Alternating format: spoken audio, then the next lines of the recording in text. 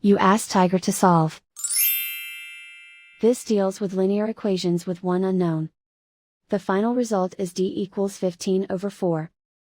Let's solve it step by step. Simplify the expression. Group like terms. Simplify the arithmetic. Group all constants on the right side of the equation. Add 12 to both sides. Simplify the arithmetic.